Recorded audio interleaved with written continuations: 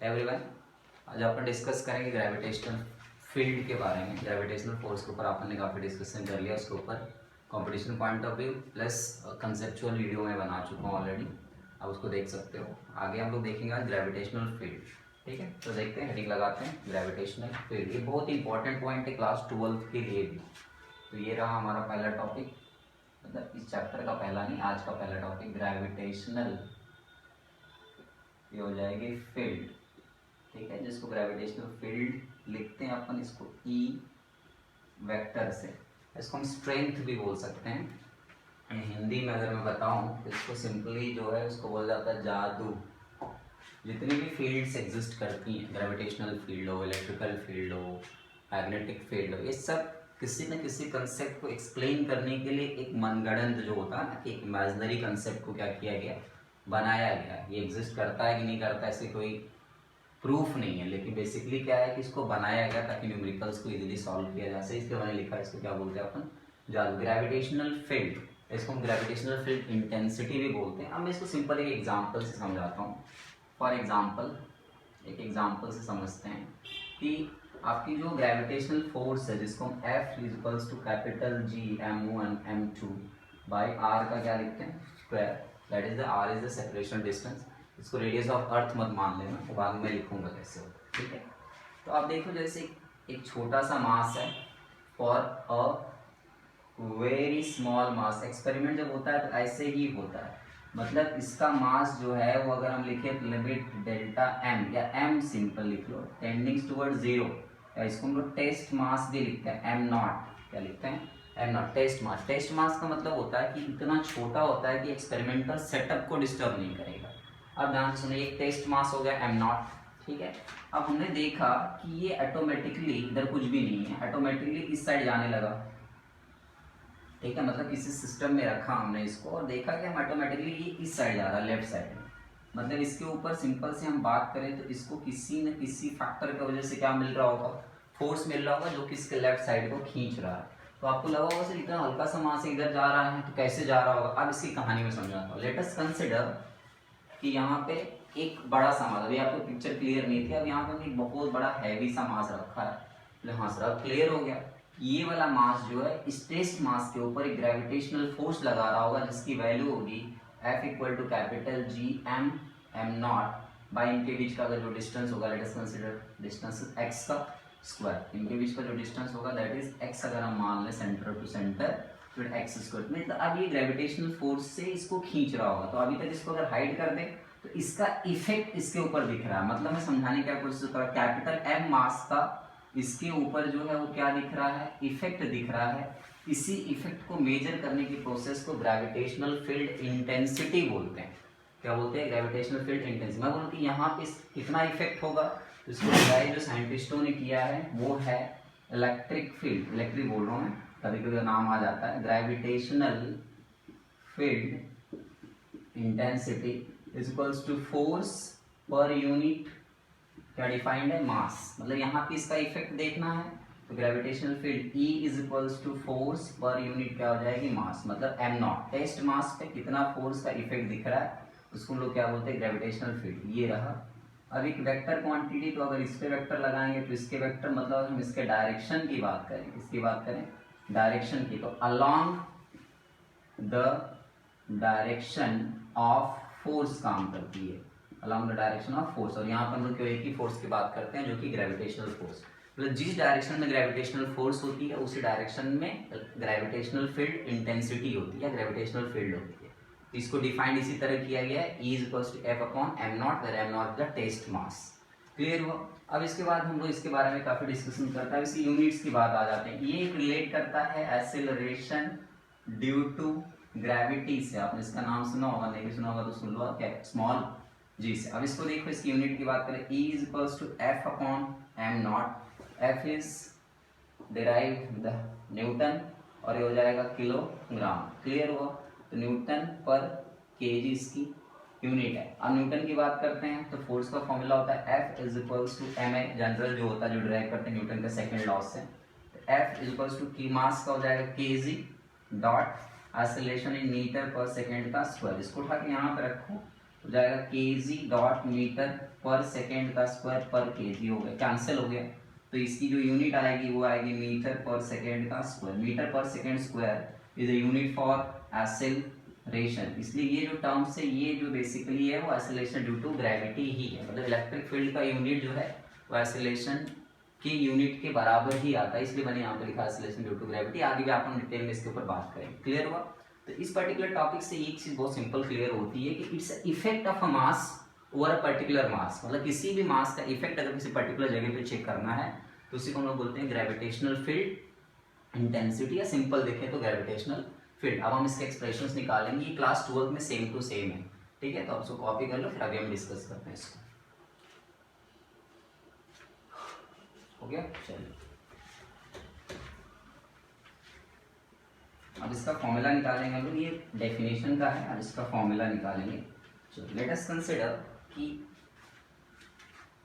एक फॉर्मूला निकालते हैं, एक्सप्रेशन लिख लेते हैं। एक्सप्रेशन कैसे निकालेंगे, क्या होगा, ये रहा एक्सप्रेशन। लेट अस कंसीडर कि यहाँ पे कैपिटल M मास है, हेवी वाला मास है। अब इसका इफेक्ट कहाँ तक होगा? एक तो किसी भी फील्ड की रेंज डिफाइन नहीं कि कहाँ तक होता है, मतलब बेसिकली इनफाइनाइट तक होता है। अब हमने इसी सिस्टम के अंदर एक मास रख दिया m0, लेट अस कंसीडर छोटू सा मास है जिसको हम लोग बोलते हैं टेस्ट मास। क्या बोलते हैं? Test mass, which is kept at a distance. इसके और इसके सेंटर से बीच का डिस्टेंस रखे तो स्मॉल r पे ही रख लेते हैं, r भी सेपरेशन बिटवीन है।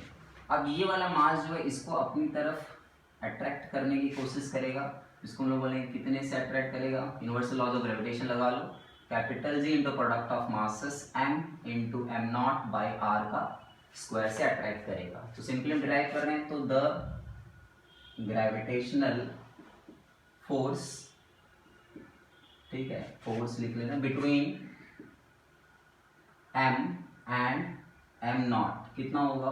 F is equals to capital G m into m0 by r का स्क्वायर। क्वेश्चन नंबर 1 हो गया।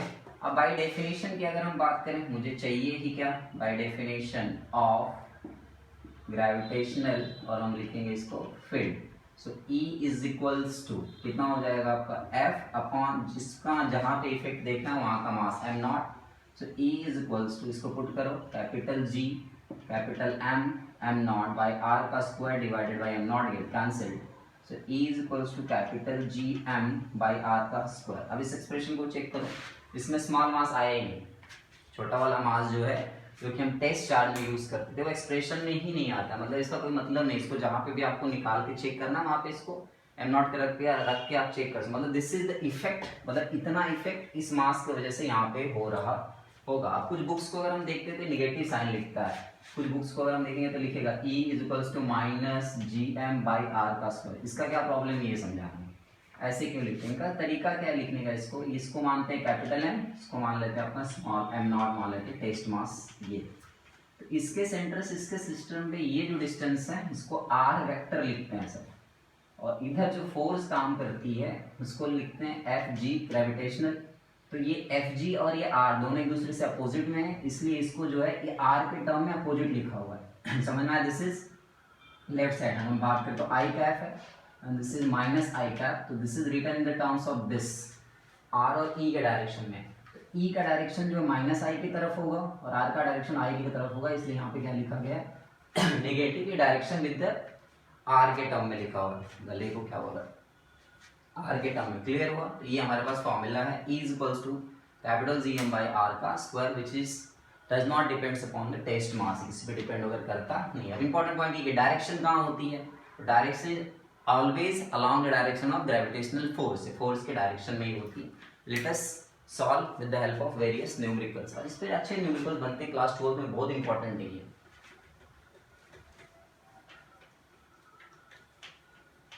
फर्स्ट न्यूमेरिकल लेंगे हम लोग HC वर्मा से, ध्यान से देखना। पहला न्यूमेरिकल है ये HC वर्मा का ही क्वेश्चन है, जो IIT नीट वगैरह पढ़ते होंगे HC वर्मा को फॉलो करते होंगे, ठीक है। ये हो गया इक्विलैटरल, यहाँ पे एक मास है, यहाँ पे एक मास है, यहाँ पे एक मास है, और इक्विलैटरल ट्रायंगल है। पिछला वीडियो देखा होगा तो आपने। एक पॉइंट ये है सेंटर EX है, और ये इनके मिड पॉइंट पे Y पे। फाइंड, मेरा क्वेश्चन ये है, फाइंड मैं लिखूंगा EX एंड EY, मतलब निकालना क्या आपको, ई का मतलब gravitational field at point X निकालना, gravitational field at point Y निकालना। ठीक है, चलो शुरू करते हैं। ये साइड ए, ये साइड ए, ये साइड ए। ठीक है, अब इस मास की वजह से यहाँ पे निकालना है, तो यहाँ पे रख टेस्ट मास, नहीं समझ में आता टेस्ट मास रख के देखो, यहाँ पे टेस्ट मास रख लो एम नॉट। एम नॉट को इधर खींचेगा मतलब इलेक्ट्रिक फील्ड की डायरेक्शन इधर, इसके लिए इलेक्ट्रिक फील्ड की डायरेक्शन इधर, और इसके लिए इलेक्ट्रिक फील्ड की डायरेक्शन इधर। मतलब एट एक्स की अगर हम बात करेंगे तो एक्स पॉइंट पे कुछ ऐसा मिल रहा है ड्रामा, एक इधर और एक इधर। बड़ा नहीं बनाना, सब इक्वल है तो सब सेम साइज का बनेंगे। वेक्टर में ये भी ध्यान रखना होगा। ठीक है, चलो ये हो गया आपका। अब कितना होगा, सिंपल, ई का फॉर्मूला आपने पढ़ा होगा, capital G M by R का स्क्वायर। ठीक है, ये हो गया। अब ये मास m है तो ऊपर की तरफ कितना काम कर रही होगी, E is equals to E, इसकी वजह से ई यहाँ पे E is equals to, close हो गया ये। कैसे बैटरी लो बता रहा है। क्लोज नहीं हुआ होगा, क्लोज नहीं हुआ, क्लिक कर दो। लो बैटरी पे क्लोज। हाँ लो बैटरी कर दो, क्लिक नहीं हुआ होगा। हो गया, वो बैटरी का इशू हो जाता है, मैं बताया होगा कई बार, तो बंद हो गया होगा थोड़ा सा, 20% का बैटरी डाउन हो गई, इसको sorry for inconvenience. E is equals to यहाँ का ये मास और ये डिस्टेंस मैं कल भी निकाल के बताया था, नहीं बताया था देखो ऐसे, ये डिस्टेंस निकालनी है, ये वाली एंगल कितना 60 डिग्री। तो यहाँ से अगर हम निकालेंगे तो ये हो जाएगा। अब वैसे भी निकालने की जरूरत नहीं पड़ेगी, देखो निकालना कल भी सिखाया था, आज भी देख लो। E इज इक्वल्स टू जो भी आएगा, ऊपर एक E आएगा, यहाँ पे भी E आएगा और एक यहाँ पे भी E आएगा। ठीक है, चलो डन। अब यहाँ पे देखना ये एंगल कितना था, कल भी बताया था, ये 120 डिग्री होगा। मैं इसको नीचे कर लूँगा तो ये एंगल 120 से कट के कितना हो जाएगा 60 डिग्री। मतलब ये वाला E जो सब जगह सेम होगा, तो ये इधर जो आएगा वो आएगा E cos 60। ठीक है, और नीचे की तरफ आ जाएगा E sin 60। गलत हो गया क्योंकि cos इसको टच कर रहा तो यहाँ cos होगा, E cos 60 और E sin 60। अब ये वाला भी सेम हाल पे, तो इधर हो जाएगा E sin 60 और इधर हो जाएगा दूसरा वाले का आएगा E cos 60। अब देखो इस वाला इसको कैंसिल करेगा और ये दोनों मिला के इसको कैंसिल कर देंगे। बोले से इसको पर प्रूव करके दिखाओ। देखो नीचे वाला देखो E cos 60 plus E cos 60, cos 60 1/2, E 1/2 plus E into 1/2, आधा आधा एक हो गया E। मतलब नीचे भी टोटल इन दोनों को मिला दो तो E, ऊपर भी ये वाला इसको कैंसिल करेगा। मतलब E at x is 0, x पे कोई होगा नहीं। y की बात करते हैं तो y पे देखो, इस वाले पॉइंट की बात करते हैं, एक इधर की तरफ होगा E, एक इधर की तरफ होगा E और एक ऊपर की तरफ होगा E। अब ये जो होगा ये कितना होगा, ये डिस्टेंस जो हो जाए a/2 और ये डिस्टेंस a/2 निकालना मुझे ये होगा। तो इधर की तरफ मैं लिखूँ जी एम अपॉन a/2 का स्क्वायर, और इधर भी लिखूंगा तो जी एम अपॉन a/2 का square, equal and opposite cancel हो गए, बचा केवल ये ऊपर की तरफ। तो ऊपर का निकाल लो, ये डिस्टेंस मुझे चाहिए ये वाला पूरा का पूरा। ये पूरा डिस्टेंस कितना होगा इसको देखो, ये a हो गया at an angle of 60 degree, मुझे चाहिए ये वाला, तो इस नीचे का कॉज और साइन, ये ऊपर वाला हो जाएगा ये वाला डिस्टेंस। देखो ऐसे समझा, ये है a, ये एंगल कितना है 60 डिग्री, मुझे ये डिस्टेंस चाहिए। ठीक है, a at an angle of 60 degree, तो इधर मैं लिखूँ a cos 60 लिख सकता हूँ और इधर क्या लिख सकता हूँ a sin 60। अब ये इसके बराबर है, मतलब a sin कितना है ये 60, a sin 60 is √3/2, so this distance is √3a/2। तो यहाँ का जो E आएगा वो आएगा capital G into M upon distance का स्क्वायर, दैट इज √3a/2 का होल स्क्वायर। ये कैंसिल हो रहा है, that is E net is equals to, ये ऊपर वाला होगा कैपिटल GM अपॉन √3 का 3a² / 4, this became 4GM upon 3a का स्क्वायर is the E net at point कहाँ पे y पे। अब इसे वेक्टर फॉर्म में भी लिखना चाहते हैं तो कहाँ की तरफ है, ऊपर की तरफ। तो E एट y vector is equals to 4GM upon 3a का स्क्वायर और दिस बिकेम j का टैप। ठीक है, अभी थोड़ा बहुत आना चाहिए आपको, कैसे सॉल्व करते हैं कैसे नहीं है, डिस्टेंस कैसे निकालते हैं। ये नहीं आया तो ट्रिग्नोमेट्री थोड़ा सा सीख लो, या वैसे भी लगा लो। ये निकालना, ये किसको बोलते हैं परपेंडिकुलर, ये डिस्टेंस अपने को पता ही है, हाइपोटेनस परपेंडिकुलर कॉर्डिनेट साइन में आता है, साइन लगा लो, या तो कंपोनेंट्स को आपको रिजॉल्व करने आना चाहिए। ठीक है, आई होप ये समझ में आया होगा। चलो नेक्स्ट करते हैं एक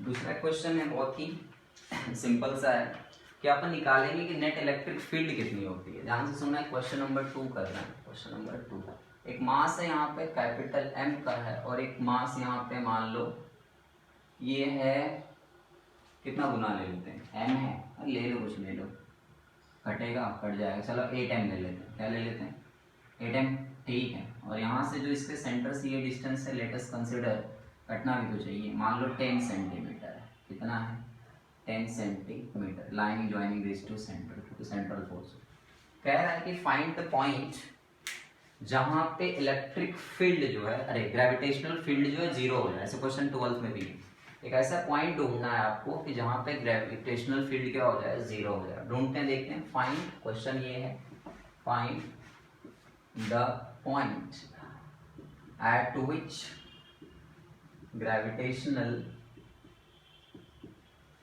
फील्ड इज इक्वल्स टू कितना हो जाए, जीरो। अब बोले सर कहाँ, स्पेस में ढूंढना है? नहीं रे भाई, वो सेंट्रल फोर्स है, central along joining two forces में ही काम करना हो। तो अपन मान लेते हैं कि ये पॉइंट है P पे हम मानेंगे कि E अपने को कितना करना है, जीरो। मतलब E जीरो करना है, मतलब इस पॉइंट पे टेस्ट मास रख, ये इसको इधर अट्रैक्ट करेगा, चलो भाई कितने से, E1 से, और ये इसको अट्रैक्ट करेगा इधर E2 से। ठीक है, नहीं समझ में आता है तो कुछ भी नहीं करना है, M0 रख लेना, अब इजी हो जाता है। इधर की तरफ खींच रहा होगा, ये इसको इधर की खींच रहा होगा।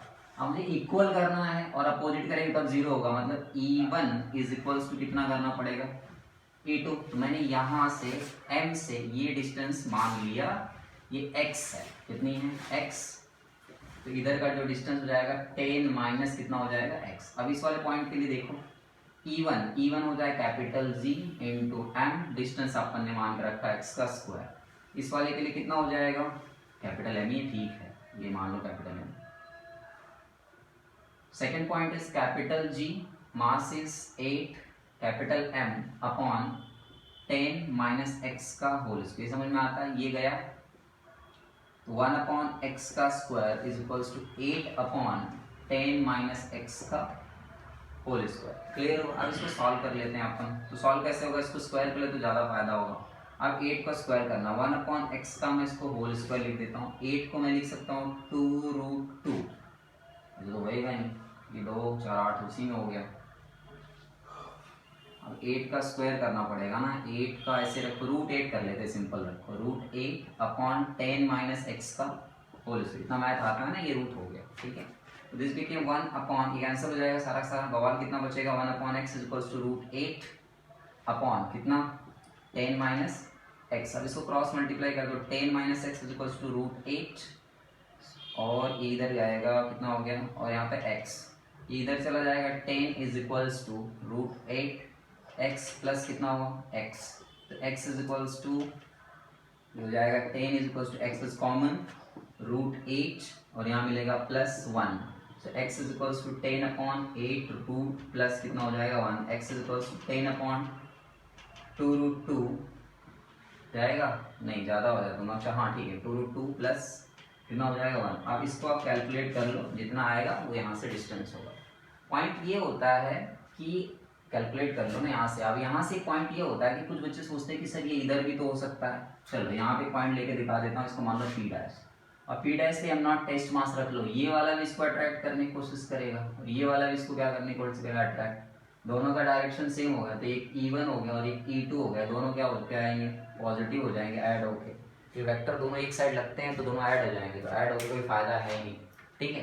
अब इस क्वेश्चन में प्रॉब्लम है कि यहाँ पे जो है मास लिया वो कट नहीं रहा है, तो अब काटेंगे तो छोटा सा बीच में कहीं डिस्टेंस आ जाएगा, तो यहाँ से x मिल जाएगा, तो इधर से 10 minus X is the answer, ठीक है। सेकंड करते हैं कंटिन्यूअस मास बॉडी सिस्टम। तब तो मैं कैमरा चेक कर लेता हूँ चल रहा है कि बंद हो गया।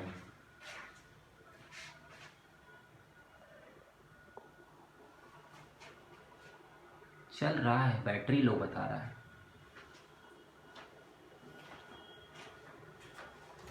हो गया, चलो सेकंड पॉइंट ड्राइव करते हैं। ओके, अब कंटिन्यूअस सिस्टम का ड्राइव करते हैं। तो एक हम लोग ड्राइव करते हैं रिंग के लिए। कल का आपने प्रोसीजर देखा होगा तो आपके लिए इजी हो जाएगा। क्वेश्चन ये ABHC वर्मा का ही क्वेश्चन है सेम। ये हमारे पास एक रिंग है, सेमी सर्कुलर रिंग, ठीक है, आपको ग्रेविटेशनल फील्ड निकालनी है। रेडियस दिया हुआ है, मास is capital M and radius is capital R। Find the gravitational field at this particular point, क्या मान दिया आपने, P। इसको निकालना सिंपल सी बात है, ये एक सिमेट्रिक है, सेमी सिमेट्रिक है, बीच में फोल्ड हो जाएगा। कल भी प्रोसीजर बताया था मैंने, यहाँ से एक थीटा एंगल पे जाओ और एक छोटा सा मास कट कर लेते हैं अपन, ये dm और थिकनेस हम मान देंगे dx at an angle of d theta. तो अब इसके वजह से जो है, इसकी वजह से, इस dm की वजह से मेरी इलेक्ट्रिकल फील्ड, ग्रेविटेशनल फील्ड कुछ इस तरह होगी, बना देता हूँ मैं, इस तरह होगी, जिसकी वैल्यू होगी de, ठीक है, at an angle of theta. तो इस साइड मिलेगा आपको de cos थीटा। सिमिलरली मैं यहाँ जाके भी कट कर सकता हूँ इस वाले पॉइंट को, तो यहाँ पे भी गया और यहाँ पे क्या मिलेगा de, तो यहाँ पे हो जाएगा थीटा, तो इस साइड हो जाएगा de cos थीटा और ऊपर की तरफ मिलेगा मुझे de sin थीटा और इसका भी मुझे मिल जाएगा, तो इसका कंपोनेंट de sin थीटा। अब ध्यान से ये वाला कंपोनेंट इसको कैंसिल करेगा, मतलब एक्चुअली मुझे रिंग के वजह से at particular point that is P पे अगर इलेक्ट्रिक फील्ड निकालना, ग्रेविटेशनल फील्ड निकालना है, तो मुझे de cos थीटा को क्या करना पड़ेगा, इंटीग्रेट करने की जरूरत ही नहीं, क्योंकि कैंसिल हो जाएगा, बाकी बचेगा वही, पहला जो आपका dm मिलेगा वो यहाँ मिलेगा एट 0 डिग्री, दूसरा मिलेगा एट पाई डिग्री, खत्म। अब देखते हैं यहाँ पे, सो हो जाएगा आपका E is equals to integration directly 0 to pi, और मुझे करना किसको पड़ेगा, इंटीग्रेट de साइन थीटा। चलो शुरू करते हैं। E is equals to sine theta, D निकाल लेते हैं पहले, 0 टू पाई, डी कितना हो जाएगा, capital G product of mass, product of mass बोल रहा हूँ, केवल मास, मास कितना है dm at a distance of this is r का स्क्वायर और साइन थीटा। प्रॉब्लम यहाँ पे G है, आर स्क्वायर बाहर हो जाएगा और यहाँ हो जाएगा साइन थीटा और यहाँ पे dm 0 टू पाई। फिर प्रॉब्लम आ गई, थीटा हो गया और dm हो गया, भी इंटीग्रेट नहीं होगा। इक्वेशन नंबर 1 कल पढ़ाया था, यूनिटरी मेथड, नर्सरी क्लास में पढ़ते थे ना, पेन लेने का 1 रुपए का, 2 पेन 2 रुपए, कितने पेन वाला। अब ये जो है लीनियर मास सिस्टम है, लैम्डा इक्वल टू होता है मास पर यूनिट, मैं लेंथ ऐसे लिखता हूँ। अब इसका हम लिखेंगे, यहाँ पे एक लिखेंगे लेंथ और यहाँ पे लिखेंगे मास, सिंपल सी बात, मास हम डीएम का लैंग्वेज में निकालते हैं, ठीक है। इसका मतलब क्या होगा, 1 यूनिट लेंथ में लैम्डा मास है, 2 यूनिट लेंथ में 2 लैम्डा। तुम्हारे पास कितना है, इसको देखो, टिंग टिंग टिंग टिंग, ये है मास डीएम, ये कितना है डी थीटा और ये है आर। तो ये वैल्यू बताया ना, इसकी थिकनेस जो हो जाएगी वो आर डी थीटा हो जाएगी। तो यहाँ पे क्या लिखेंगे, आर डॉट डॉट है आर डी थीटा। तो यहाँ पे जितना उसको मल्टीप्लाई कर देंगे, लैम्डा आर और D theta, this is the value of D M. So put करेंगे E is equals to integration from 0 to pi, और एक सिस्टम आपके पास बचा रहेगा G बाई आर का स्क्वायर। साइन थीटा तो साइन थीटा रहेगा बेचारा, यहाँ पे D M is lambda R और डी थीटा। अब आ गया, लैम्डा निकाल दो बाहर, आर बाहर, आर का स्क्वायर बाहर, 0 टू पाई, और ये हो जाएगा साइन थीटा और डी थीटा, ठीक है। ये बेचारा कैंसिल करेगा, लैम्डा बाई आर, इसको इंटीग्रेशन कर दो, माइनस कॉस थीटा पाई और 0। ये कल भी पीछे वाला वीडियो देखा होगा तो इसमें जल्दी जल्दी समझ में आ रहा होगा, ठीक है। लैम्डा जी किधर गया, ये रहा जी, ये रहा जी, ये रहा जी, ठीक है। Minus of cos pi plus cos 0, lambda G by R, this become minus of -1 प्लस 1 लैम्डा जी बाई आर, और ये हो जाएगा 2, that is 2 lambda G by कितना हो गया, आर हो गया। अब इसको सॉल्व करते हैं, लैम्डा पुट करना पड़ेगा मुझे, तो lambda equal to mass per unit length, तो lambda equal to total mass is capital N and total length is 2 pi R is complete length, so this become pi R. कितना हो जाएगा आपका, pi R. इसको put करो, so E is equals to 2 m upon pi R into G upon हो जाएगा r, that is 2gm upon pi R का square E, और वेक्टर फॉर्म में लिखेंगे तो E vector equals to 2gm upon pi R का square, और this is J का। क्लियर हुआ? और प्रीवियस वीडियो में होगा तो समझ में आया होगा, सेम वही काम कर रहे हैं आप ना। अब आगे हम लोग देखेंगे फोर्सेस कैसे निकाल सकते हैं, क्लियर। तो एक कंसेप्ट आगे बढ़ेंगे, फोर्स कैसे निकाल, तब तक आप इसको कॉपी करिए, मैं आगे बताता हूँ फोर्स कैसे निकालते हैं।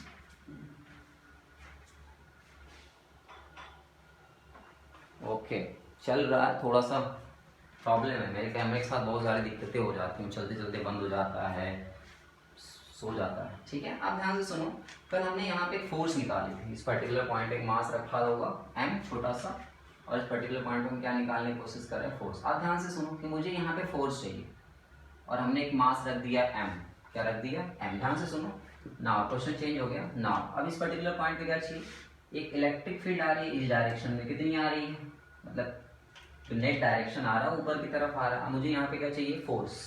तो आपने पढ़ा होगा E vector is equals to F vector upon किस पे लगाना, मैंने टेस्ट मास रख दिया एम नॉट उठा के।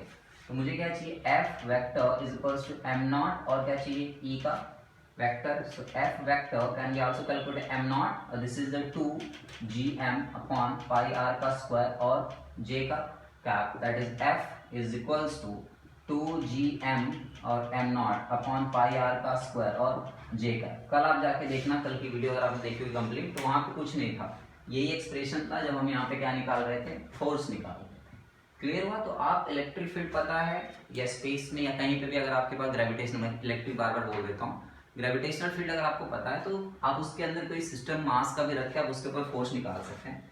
कल वाला एक्सप्रेशन निकाल लेते तो आज को सिंपली क्या कर दिया है, उसको उठा के मल्टीप्लाई कर दिया। क्लियर हुआ, ये चीज समझ में आई होगी आपको। आगे देखते हैं, एक और हो गया। चलो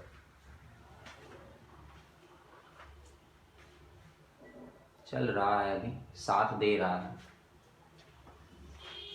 ठीक है, हो गया। चलो मिटाते हैं इसको। बंद हो गया क्या आकाश, भरोसा नहीं है। ओके, थोड़ा सा डिस्टरबेंस होते रहेगा क्योंकि कैमरे का प्रॉब्लम है। चल रहा है तो भी डिस्टर्ब नहीं होगा। चलो ओके, अब हम लोग देखेंगे क्वाड्रेंट रिंग में। क्वाड्रेंट समझते हो ना, आधा, आधा का मतलब आधे का आधा, ठीक है। ये देखो, ये भी ये सब HC वर्मा के क्वेश्चन है बेसिकली। ये रहा, गंदा बन रहा है ये, ठीक है। ये है मास, ये भी रेडियस ही है, थोड़ा बड़ा दिख रहा है, चलो कोई बात नहीं, ठीक है। चलो ठीक है, ये रेडियस आर, इसका मास है capital M, length is capital, length क्या है, एल लिखने की आदत है मुझे, मास और एल है लेंथ, ठीक है। मास एल देने की क्या जरूरत है, रेडियस दे दिया तो एल लेने की आदत। मास और आर आपको यहाँ निकालना है, इस पर्टिकुलर पॉइंट पे, at point P. Find, simple लिखूं तो लिखेंगे हम find E P equals to question mark. क्या निकालना आपको, पी पी, ठीक है। अब सिंपल है, क्या करेंगे, वही सेम एलिमेंट काटना है, मास ऊपर डिस्ट्रीब्यूटेड है, यहाँ जाएंगे, यहाँ पे काट देंगे डीएम और थिकनेस कितना काटेंगे, dx at angle of theta, ये थीटा हो गया। अब प्रॉब्लम देखो कि डीएम इधर है तो ये इसको अट्रैक्ट करने की कोशिश करेगा, ध्यान से सुनना, इधर की तरफ होगा। अगर मैं मास एम नॉट रख दूं तो अट्रैक्ट करेगा, तो इलेक्ट्रिक फील्ड की डायरेक्शन फोर्स के डायरेक्शन में होती है, ग्रेविटेशनल फील्ड की, तो हो जाएगा डी छोटा सा। तो इधर देखना ये एंगल थीटा पे है, तो इधर का कंपोनेंट कितना होएगा, डी कॉस थीटा, और ऊपर का कंपोनेंट कितना होगा, डी और साइन थीटा।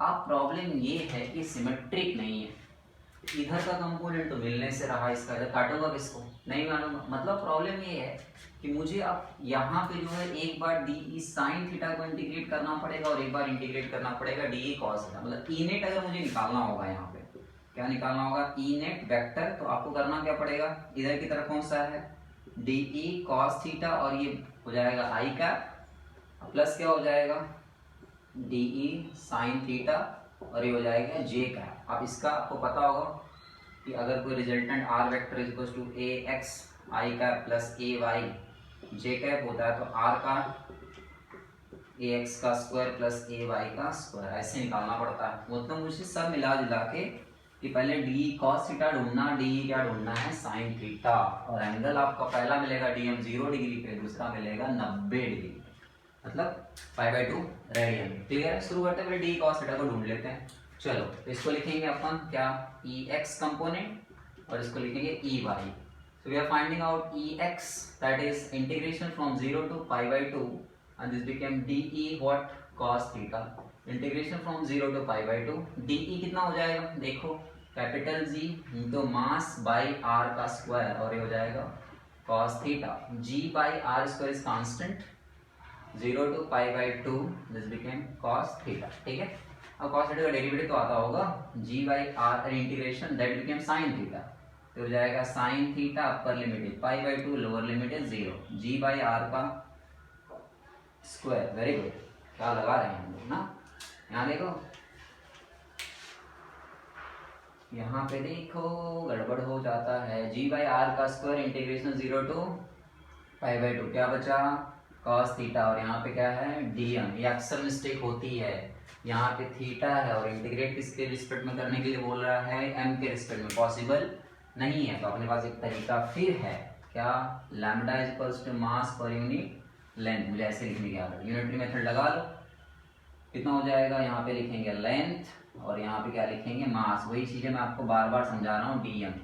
एक यूनिट में लैम्डा, 2 यूनिट में 2 लैम्डा, तो अपने पास है कितना, ये वैल्यू होती है आर डी थीटा, तो जाएगा लैम्डा आर और डी थीटा। ठीक है, चलो छोटा यहाँ पुट करते हैं।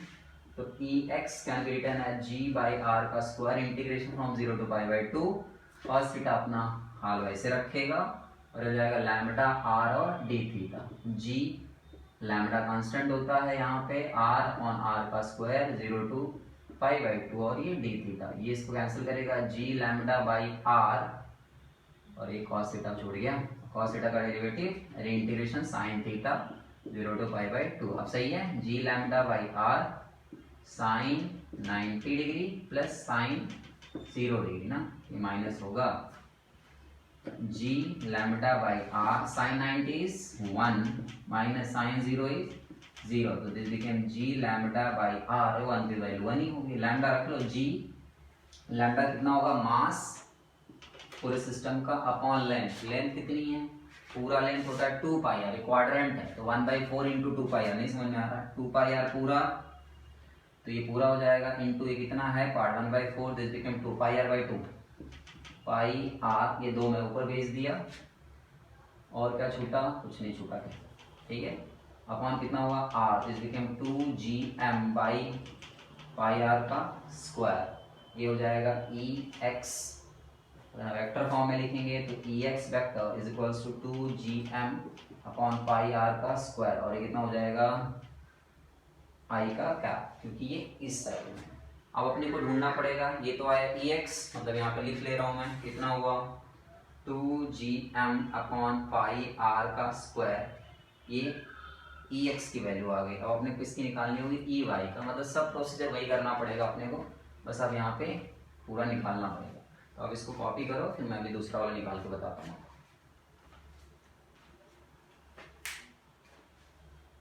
चल रहा है, कम से कम इतनी शांति है, ठीक है। चलो दूसरा निकालते हैं, फिर वही हाल 3। ओके, क्या निकालना है अभी,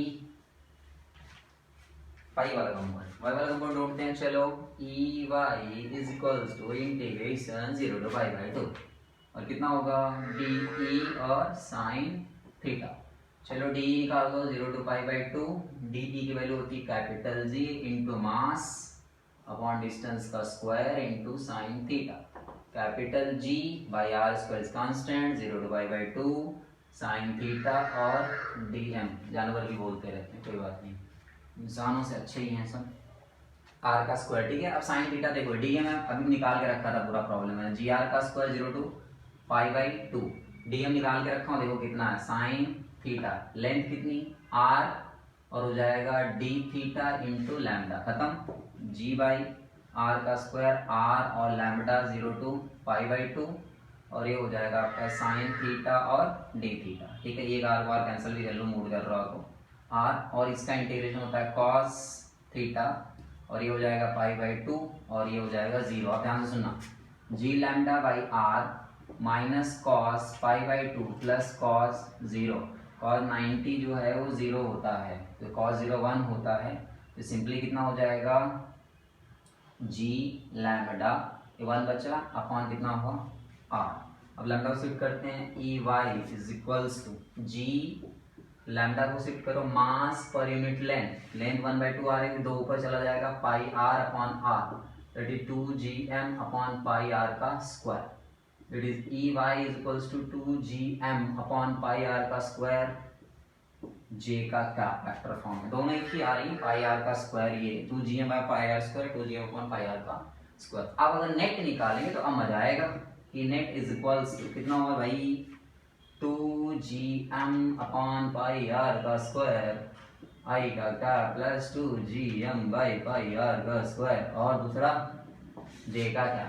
सो मैं बना देता हूँ, दोनों सेम ही है। तो एक इलेक्ट्रिक फील्ड इधर की तरफ है ग्रेविटेशनल फील्ड और एक दूसरी इधर है, दोनों एक दूसरे से 90 डिग्री पर, रिजल्टेंट किधर आएगा सेम ही है तो 45 है। और ई इक्वल्स टू पता होगा ना अंडर रूट E1 का स्क्वायर प्लस E2 का square plus 2E1 E2 cos 90 और 90 0 तो बचा E1 का स्क्वायर प्लस E2 का स्क्वायर दैट इज 2E का square that is root 2E। समझ में आया? तो बोले सॉरी क्या ही चल रहा है सिंपल। ई नेट निकल रहा है, ये ई नेट अभी समझा रहा हूँ, ये 2 और रूट 2E होगा दैट इज मैं सिंपली लिख सकता हूँ E रूट 2। ई तो आप जानते ही हो ये रहा, तो मैं ये कितना लिख सकता हूँ 2gm अपॉन पाई आर का square into root 2 that is 2 root 2 gm upon pi R का square at angle theta equal to 45 degree. पढ़ा होगा ना इक्वल अपोजिट। अब देखो ये कैसे आ गई, ये प्रॉब्लम समझो। एंगल कितना दोनों रिजल्टेंट के बीच में 90 डिग्री। तो देखो E is equals to E1 का स्क्वायर मतलब E है प्लस E का स्क्वायर प्लस 2E कॉस कितना हो जाएगा 90 कॉस 90 कितना 0 E का स्क्वायर कितना मिला 2E का square that is root 2E। समझ में आया? At an angle of theta equal to 45 degree. ये वेक्टर लॉज में पढ़ा होगा आपने, क्लियर हुआ? तो this is what we have about for the quadrant ring. इसके वजह से ये क्वाड्रेंट रिंग के वजह से उसका सेंटर पे कैसे ग्रेविटेशनल फील्ड को फाइंड आउट करते हैं। हम बोलते हो सही क्या ही चल रहा है, अजूबा सा। अजूबा नहीं है, अच्छा है। अभी हम लोग एक और देखेंगे कि कोई एक किसी भी शेप का हो, मतलब ऐसा ही शेप हो लेकिन ऐसा डिफाइंड नहीं हो कि 0 से क्या हो π/2 हो, तो general expression will try to defined out. Clear हुआ? तब तक आप इसको नोट करो और आगे मैं बताऊंगा।